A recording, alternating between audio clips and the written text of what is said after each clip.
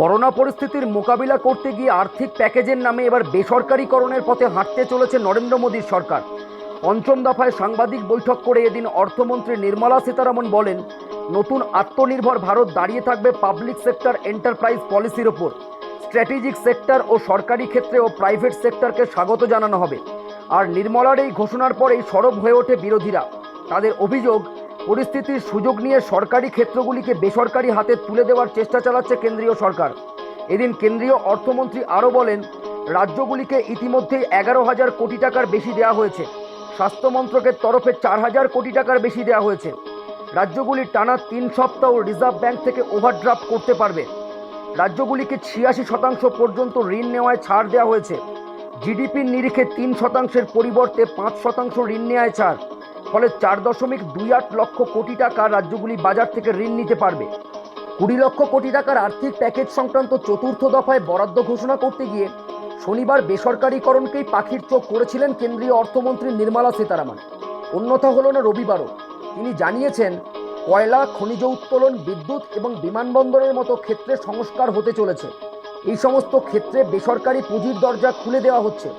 প্রতিরক্ষা ক্ষেত্রে প্রত্যক্ষ বিদেশি লগ্নির ঊর্ধ্বসীমা বাড়িয়ে 74% করা হয়েছে।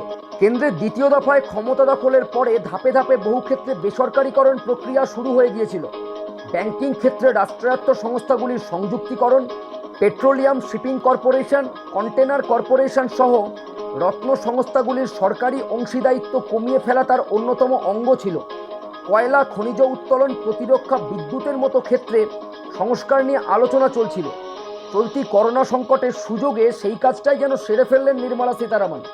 বিরোধীরা অবশ্য যথারীতি আক্রমণ শুরু করেছেন এই নিয়ে। শনিবারই নির্মলা অবশ্য জানিয়েছিলেন, কয়লা ক্ষেত্রে সরকারের একচেটিয়া আধিপত্যের অবসান হতে চলেছে। দেশে যে বিপুল পরিমাণ কয়লা সঞ্চিত রয়েছে তা উত্তোলনের ক্ষেত্রে বেসরকারি সংস্থাগুলির জন্য দরজা খুলে দেওয়া হবে।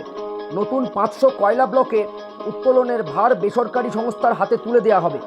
একইভাবে কেন্দ্রশাসিত অঞ্চলগুলি থেকে বিদ্যুৎ বন্টন ব্যবস্থার বেসরকারীকরণ হতে চলেছে। সরকারের এই সংস্কার ব্যবসার সুযোগ ও কর্মসংস্থানের সুযোগ তৈরি করবে, আশাবাদী প্রধানমন্ত্রী নরেন্দ্র মোদী। কিন্তু আরএসএস সমর্থিত কর্মী সংগঠন ভারতীয় মজদুর সংগঠন নির্মলার দাওয়াইয়ের সমালোচনায় সরব হয়েছে। তাদের সাধারণ সম্পাদক ব্রিজেশ উপাধ্যায় মনে করেন, এই ব্যাপক হারে বেসরকারীকরণ দেশের জন্য দুঃখের দিন।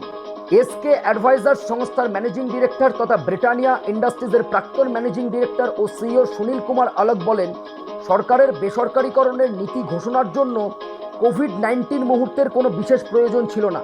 করোনা সংক্রমণ এবং লকডাউনের জেরে মুখ থুবড়ে পড়া বিভিন্ন ক্ষেত্রের শিল্প সংস্থাগুলিকে সরাসরি আর্থিক সাহায্য দিয়ে দাঁড় করানোই এই মুহূর্তে সবচাইতে বড় প্রয়োজন।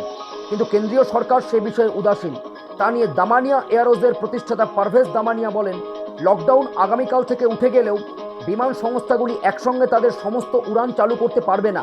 সংস্থাগুলি এখন যে চরম আর্থিক সংকটের মুখে দাঁড়িয়ে, তাতে সরকারের উচিত তাদের সরাসরি আর্থিক সাহায্য দেওয়া। কিন্তু দুর্ভাগ্যবশত সেই ঘোষণা এখনও পর্যন্ত আমরা সরকারের কাছ থেকে শুনতে পাইনি। ব্যুরো রিপোর্ট, স্বরাজ বার্তা।